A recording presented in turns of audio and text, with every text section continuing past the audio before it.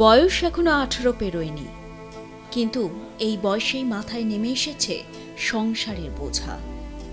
পেটের দায়ে ছুটতে হয়েছে কাজের সন্ধানে, ছেলেকে হারিয়ে মায়ের কান্না, দিন আনা দিন খাওয়া পরিবার। ছেলে তারাতলায় গিয়েছিল কাজের সন্ধানে। তারাতলায় বেস ব্রিজের কাছে 1.5 বছর ধরে তৈরি হওয়া গোডাউনের কাজে যুক্ত হয়েছিল মাত্র 2 মাস হলো। তারই মধ্যে অঘটন, যে গোডাউনে বুধবার নেমে এসেছে মৃত্যু ফাঁদ। বিপর্যয় আগেও হয়েছে অনেকবার। কখনো ভেঙে পড়েছে পোস্তা ফ্লাইওভার, কখনো ভেঙেছে গার্ডেন রিচের নির্মীয়মান বাড়ি। ধ্বংসস্তূপে মৃত্যুর জন্য প্রহর গুনেছেন মানুষ। অক্লান্ত পরিশ্রম করেও তাদের উদ্ধার করা যায়নি, কারণ এই ধরনের বিপর্যয় মোকাবিলার জন্য না ছিল উদ্ধারের মতো প্রশিক্ষণ, না ছিল পরিকাঠামো। বুধবার তারাতলায় গোডাউন ভেঙে পড়ার পরে অবশ্য পুরনো সেই দৃশ্যের পুনরাবৃত্তি হতে দেয়নি নতুন সরকার। সেনা, পুলিশ, পুরসভা, জাতীয় এবং রাজ্য বিপর্যয় মোকাবিলা বাহিনী থেকে স্বাস্থ্য, দমকল, পরিবহন সব বিভাগের এক অভূতপূর্ব টিমওয়ার্কে আটকে পড়া শ্রমিকদের বেশিরভাগেরই প্রাণ বাঁচানো যায়। উদ্ধার কাজ দ্রুত এগোতে ঘটনাস্থলে বেশ কয়েকটি ক্রেন আনা হয়। এর মধ্যে 50 টন পর্যন্ত ভার তুলতে সক্ষম এমন হাইড্রোলিক ক্রেনও ছিল। ধ্বংসস্তূপে যাতে নতুন করে আর ধস না পড়ে, তার জন্য ক্রেন দিয়ে কাঠামোটিকে ধরে রাখা হয়। উদ্ধারকারীরা প্রথমে পিছন দিকের মাটি কেটে ভিতরে ঢোকার চেষ্টা করলেও তাতে লাভ হয়নি। এরপর হাইড্রোলিক মই লাগিয়ে উপরে উঠে আটকে পড়াদের বের করার চেষ্টা হয়, কিন্তু ঢালাইয়ের মোটা স্তর আর লোহার বিম কাটতে গিয়ে রীতিমতো বেগ পেতে হয় তাদের। শেষমেশ কিছু জায়গায় ফুটো করে ভিতরে বাতাস চলাচলের ব্যবস্থা করা হয়। এতে আটকে থাকা মানুষদের অবস্থান বুঝতেও খানিকটা সুবিধা হয়। ওই ধ্বংসস্তূপে বাকিদের খোঁজে পুলিশ স্নিফার ডগ এবং ড্রোনও কাজে লাগানো হয়। বৃহস্পতিবার সকাল পর্যন্ত 29 জনকে উদ্ধার করা হয়। তাদের মধ্যে 9 জন মৃত, 20 জন চিকিৎসাধীন এসএসকেএমে। সেই মৃতের তালিকায় নাম নদিয়ার কৃষ্ণনগরের রুইপুকুর গ্রামের চৌধুরী পাড়ার রাহুল চৌধুরীর। বুধবার ছেলের মৃত্যুর খবরে বুক কেঁপে ওঠে মা মিনা চৌধুরীর। বুধবার বিকেলে বাজারে গিয়েছিলেন তিনি, সেখানেই শোনেন তারাতলা দুর্ঘটনার খবর। তারপর থেকে ছেলেকে ফোন করতে থাকেন তিনি। অনেক রাত অবধি ফোন করেও কোনো কাজে আসেনি। ও প্রান্ত থেকে ছেলে ফোন ধরেননি। অবশেষে অনেক রাতে বাড়িতে পৌঁছয় ছেলের মৃত্যু সংবাদ। ছেলে কোথায় গেছিল কাজে? বজবজ। বজবজে। তবে আজকে কি ঘটনা ঘটেছে আপনি জানেন, শুনেছেন? আমি তো 5টার সময় জানলাম, বাজারে ছিলাম। হ্যাঁ, তো কি শুনেছেন? শুনলাম এখানে বিল্ডিং পড়ে গেছে, তোমার ছেলে ওখানে আছে। আমি বললাম হ্যাঁ এখানেই ছিল। দিয়ে পাতা লাগে খোঁজ করো কোথায় আছে। ফোন করছি, দেখুন ফোন লাগছে না। তারপরে কি খবর পেলেন লাস্ট পর্যন্ত? এখনো পর্যন্ত ফোন লাগাচ্ছি, ফোনই লাগছে না। আর কি বলবো আমি। আপনার এখানে কেন লোকজন এসেছিল? পঞ্চায়েতের লোকজন কেউ কেউ আসেনি। এসেছিল? পঞ্চায়েতের লোক আসেনি। কেউ আসেনি বাড়িতে। কেউ আসেনি। টিন আর পাটকাঠির বারান্দায় ঘেরা এক চিলতে ঘর। ছেলে কাজে গিয়ে কিছু রোজগার করে সেই টাকা দিয়েই ইট গেঁথে ঘর তোলা হয়েছে, কিন্তু এখনো সে ঘরে পলেস্তারা লাগেনি। তারই মাঝে এই দুর্ঘটনার খবর। কৃষ্ণনগরের রুইপুকুর গ্রামের চৌধুরী পাড়ার মোট 9 জন কাজ করতে গিয়েছিলেন ওখানে। ওই পাড়ারই দুর্বাসা নামে এক ব্যক্তি মারা গিয়েছেন দুর্ঘটনায়। মেয়ের বিয়ের জন্য টাকা জোগাড় করছিলেন তিনি। তারই মাঝে ঘটে যায় এই অঘটন। অগ্রদ্বীপের বাসিন্দা চন্দ্রমা চৌধুরীও মারা যান। শোকে কার্যত বাকরুদ্ধ গোটা গ্রাম। শুনলাম কি বিল্ডিং পড়ে সব মানুষ ওখানে চাপা পড়ে গেছে। তার মধ্যে তোমার বাবা ছিল? হ্যাঁ। কাদের মাধ্যমে শুনলে? কে বললো তোমাদের? সব মানুষরাই বললো এখানকার। এখান থেকে গিয়েছিল? হ্যাঁ। কাদের সাথে গেছিল তোমার বাবা কাজে? এই বাড়ির পাশে। তোমার বাবা কি কাজ করতো? ওই বিল্ডিং বানাতেন। তোমরা কয় ভাই বোন একটু বলো? 4 বোন 1 ভাই। বাড়িতে রোজগার কি করতে আপনার বাবা আর দাদা এখন জয়পুরে আছে। উনি তারাতলা কাজে কারো মাধ্যমে উনি গেছিল। যাওয়াতে কালকে একটা ঘটনা ঘটলো। সেই সময় খবর আসে আমাদের ওই 1:45 1:30 নাগাদ এরকম খবর আসে কি এরকম ঘটনা ঘটে গেছে, আপনারা বাড়ি থেকে আসুন। তো এইখান থেকে বাড়িতে লোক যা ছিল সবই লোক চলে গেছে। ওনার 4টে মেয়ে আছে, একটা ছেলে, খুব গরিব লোক, দিন আনা দিন খায় উনি, না খাটলে খেতে পাবে না, এইরকম ওনার পরিস্থিতি।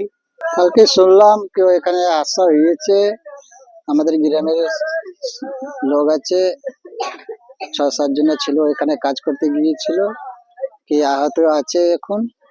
হ্যাঁ, তো সন্ধ্যাবেলা আবার শুনছি কি মারা গিয়েছে চন্দ্রমা চৌধুরী, আবার একটা রোহিত চৌধুরী আছে, ওরা কি কাজে গিয়েছিল ওখানে? স্ট্রাকচারের কাজে, লোহারের। এখানে মোটামুটি 6-7 জন গিয়েছিল কাজে, ওই তারাতলা ওখানে কাজ করতে। ওই আপনার পাইপলাইনের স্ট্রাকচারে কাজ করার জন্য গিয়েছিল। সেখান থেকে আমরা জানতে পারলাম 4 জন মানে বিল্ডিং ধসে যাওয়ার পর খবর এলো 4 জন নিখোঁজ হয়েছে। তার মধ্যে 2 জনের খবর পেলাম হসপিটাল থেকে, 2 জন মারা গিয়েছে। আমাদের পাড়া থেকে 6-7 জন কাজে গেছিল সেন্টিং এ, ওইখানে বিল্ডিং পরে শুনতে আঘাত হয়েছিল, শুনতে পেরেছি কি আঘাত হয়েছে 12:30 নাগাদে। তারপরে শুনতে পেরেছি, তারপরে রাতের দিকে শুনলাম কি 2 জন মারা গেছে, আমাদের চৌধুরী পাড়ার ছেলে 2টো। তা আমরা চাই সরকারের কাছে, ওনারা খুবই গরিব, আর আমরা চাই সরকারের কাছে কিছু পাচ্ছে যারা সাহায্য দেয়। কি রে, তোর বেশ র্যাশ হয়েছে দেখছি। হ্যাঁ রে, কি করবো বলতো, র্যাশগুলো কিছুতেই কমছে না, অনেক কিছু ইউজ করলাম তবুও কমছে না। আমার মনে হয় তোকে কোনো একজন ভালো ডার্মাটোলজিস্টের কাছে দেখানো উচিত। তুই ঠিক বলেছিস, কিন্তু কোনো ভালো ডার্মাটোলজিস্ট থাকলে একটু সাজেস্ট কর না প্লিজ। এই তোর তো একবার র্যাশ হয়েছিল না, তুই কোথায় দেখিয়েছিলিস?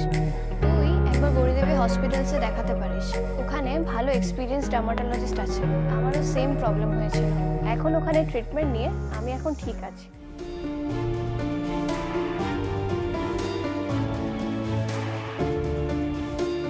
গৌরী দেবী হসপিটাল, রাজবাঁধ, দুর্গাপুর। যোগাযোগ 8001003333, 8001113333।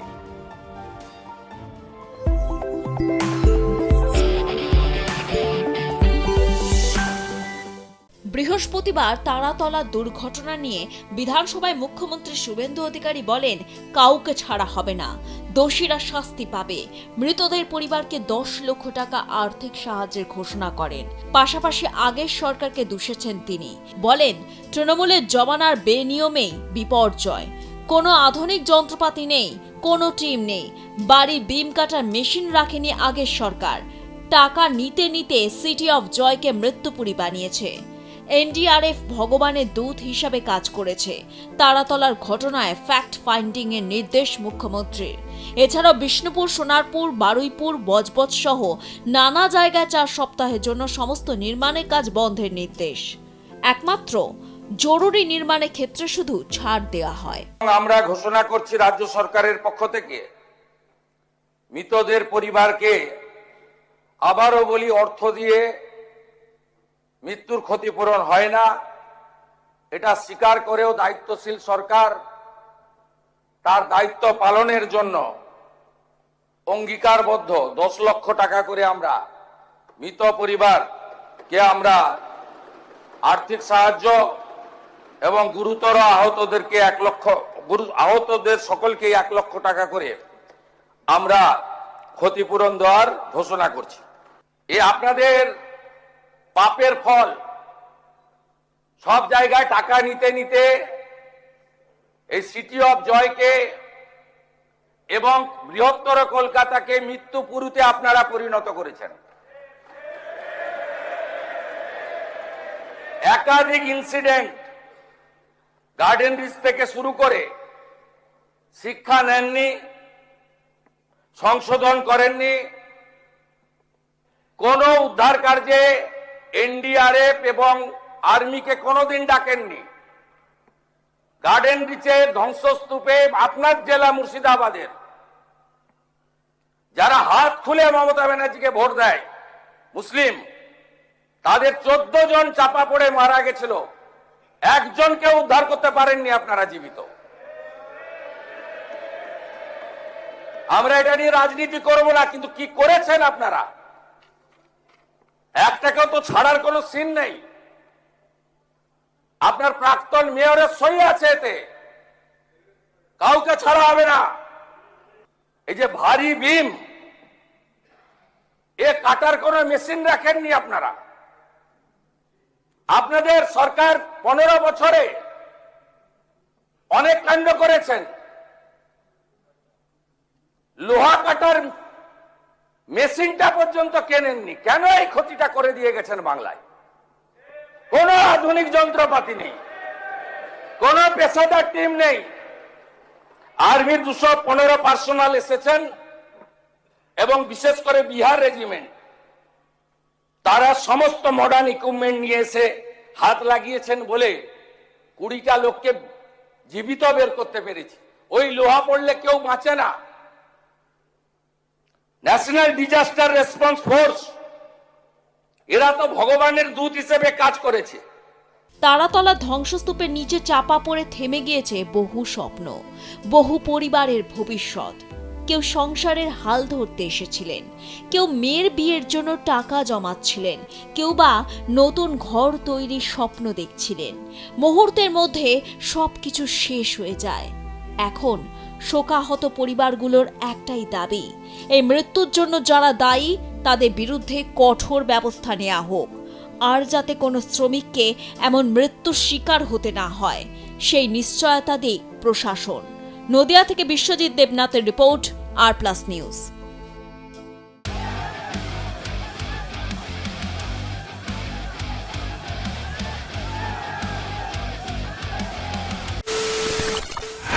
খবরের নামে প্রতিদিন সন্ধে আপনার ড্রয়িং রুমে কি শুধুই চিৎকার চেঁচামেচি হয়ে আসে? বিতর্কের নামে চলে গালাগালি আর কাদা ছোড়াছুড়ি। এবার সময় পরিবর্তনের, কারণ আমরা কান ফাটানো চিৎকারে বিশ্বাস করি না। আমরা বিশ্বাস করি খবরের সত্যতায়। আমরা কোনো পক্ষের হয়ে গলা ফাটাই না, আমরা সাধারণ মানুষের হয়ে প্রশ্ন তুলি। চিৎকার নয়, শুধু খবর হবে যেখানে বিতর্ক আছে কিন্তু কুৎসিত ঝগড়া নেই। সঠিক তথ্য, বিশ্বস্ত খবর। নজর রাখুন আর+ নিউজে।